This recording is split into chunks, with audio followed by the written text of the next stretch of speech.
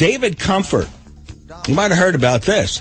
He has spent 10 years researching this into the tormented childhoods, relationships, addictions, and tragic ends with Elvis Presley, John Lennon, Janis Joplin, Jim Morrison, Hendrix, Kurt Cobain, and Jerry Garcia.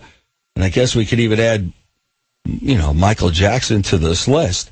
And he saw a lot of similarities. And he spent 10 years really finding out all the details for these great rock stars and the similarities and what is it about their childhood? What is it about their makeup?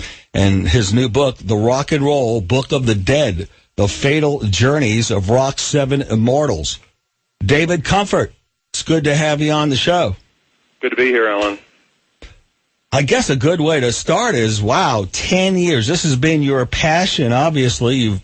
You've researched other things. You've written other books. 10 years research into this. Yeah, I've always been sort of a rock and roll freak. I mean, it goes back beyond that 10 years, but that's the most intensive part of it. Of course, the bulk of it was the research, the writing. Of course, that was probably a few years, but the research was a bear.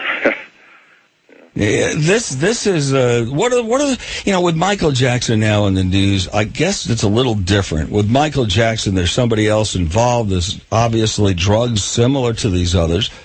Right. Would you say Michael Jackson's a little bit out of? Is it similar things as far as Jim Morrison and Hendrix? The closest similarities, I think, between Michael Jackson would be with his father-in-law, Elvis, his father-in-law that he never met. I mean, there are many correlations, especially in the end days, the last 24 hours, and the sort of narcotics and sleep aids that they were getting. Of course, ultimately, it was figured out after a 2-year cover-up with Elvis. At first, they were saying, it's simple cardiac arrest and suffocation. Well, it was way more than that, as we know now, that it was what they call polypharmacy. It was the interaction of 10 different major narcotics, in addition to codeine, which he was allergic to. Now, there wasn't a guy behind a needle there. Actually, they were giving him oral medications, like in Michael Jackson's case. Of course, it was an IV with this propofol plus sleep aids. So it was a good deal more intense with Michael, but still overwhelming quantities of drugs. But the thing that disturbs me is really these doctors, from Elvis's doctor to Michael Jackson's doctor, I personally think they're being scapegoated. It may have been negligence on the part of Murray, but Michael Jackson was going to find somebody who was going to do this for him in any event. I mean, there was recently a column by Leonard Pitts who said Michael Jackson died of having a doctor yes. He didn't have any doctor no's. Well, he did have some doctor no's, and he fired them all. And with Elvis, any doctor no, he fired too. In fact, he pulled guns on them. They wanted what they thought they needed. They wouldn't take no for an answer. Yeah, that's probably true. I mean, he obviously did some things, and we don't know the story there, and there was probably a lot of pressure on him, and enormous. And he was doctor shopping. We know that. Yeah. And so he would have gotten it one way or another. Absolutely. Yeah. There were people in his past, nurses and doctors, who ultimately, they were in for a while, and they said, "This is too much. We can't do it anymore," and they got replaced. Elvis, I mean, when the most notorious guy in Elvis's case is a guy by the name of Dr. Nick. He was his main guy, though he had many others. Mm-hmm. And Dr. Nick, in the end, was tried, as it sounds like Murray will be, for manslaughter. He was found innocent. However, he lost his medical license. This didn't convince Vernon Presley, Elvis's father, who tried to have him assassinated at a football stadium. I certainly understand the family's perspective on this, that their kid, their son, their great son can't be responsible for this tragic demise. But ultimately, it really does come down to the man in the mirror. Is it usually childhood trauma of some sort, that all these immortals, Elvis, Janis, Cobain, Hendrix, Morrison, Garcia, Lennon, is there some similarity? Is it usually childhood, or is it Is it what fame does to you? Because as soon as you have any kind of fame, you don't know who your friends really are. Exactly. Everyone's latched on to you. So what is this? A combination of just... Well, I think there are three elements, Alan. The first is really congenital. I mean, out the hatch, these people, these 7 people and 8 people with Michael, were, if you could say, born artists. They were hypersensitive individuals. They were driven individuals. And then, of course, most of them did have pretty horrific childhoods. And then the kicker, the third element, is, of course, the fame. You get into an area there that nobody is prepared for, because we're talking about super fame here. We're talking about living legends. We're talking about people who were basically worshipped as gods, you know. And a human being simply isn't built for that kind of pressure, you know. And it becomes a gilded cage. It's an incredible ego rush, but it's incredibly destructive. You know, just thinking about this, there have been other books written about these great stars, these great the rock stars, whatever, musicians, talented people. Your book is different in that, because I haven't had, as I told you earlier today, I haven't had a chance to read it. I just really literally got my hands on it. I'm devouring it. But what makes your book different? What do you get? In 10 years of research, you've come up with a lot of interesting things.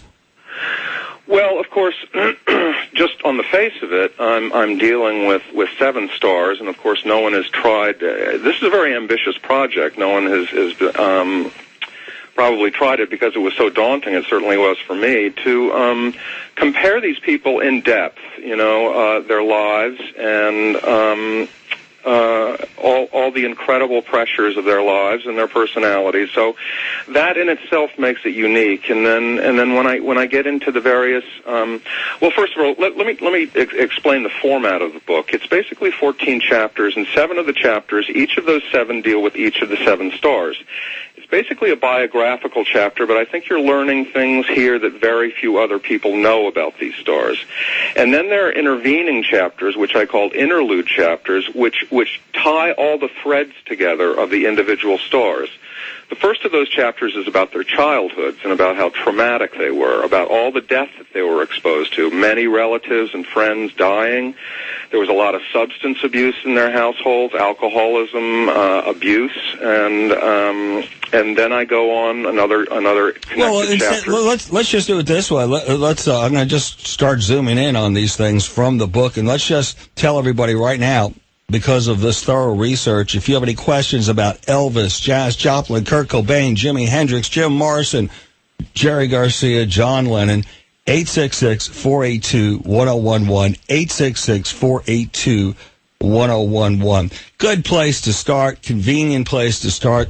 A mutual friend of ours, Tom Grant, private investigator, earlier today, you told me you know him. Yep. He did the investigation into what he calls a murder of Kurt Cobain. Right. So let's just start with Kurt Cobain. Give us some insight into this incredible story. And at the same time, we have to talk about Courtney Love. Right. Well, we could go to directly. I mean, there's a lot to discuss about Kurt Cobain. You know, what kind of individual he was, and all the rest. But let's cut to the chase. The end and the contention that it was a conspiracy to murder him.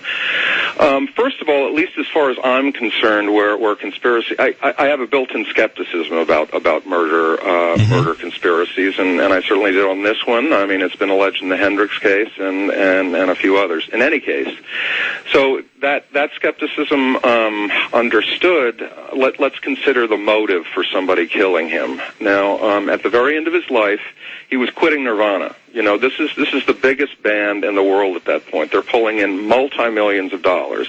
He refuses even to go to Lollapalooza, which is a $10 million payoff for him. Secondly, he's getting a divorce from Courtney. He is divorcing Courtney, and he is writing her out of his will. Now, Courtney is still, though she's somewhat well known because of her association with Kurt, she's still a reasonably minor, punk act with Hole, at least by comparison to Nirvana. I mean, her main priority is to launch herself. And with Kurt quitting Nirvana, divorcing her, and driving her out of the will, this puts her in a really untenable situation. Let's go back 6 weeks before he was actually found dead in that greenhouse. He was in Rome, and he was in Rome on tour, and he rendezvoused with Courtney there. And as many people remember, he OD'd on Rohypnol, which is the date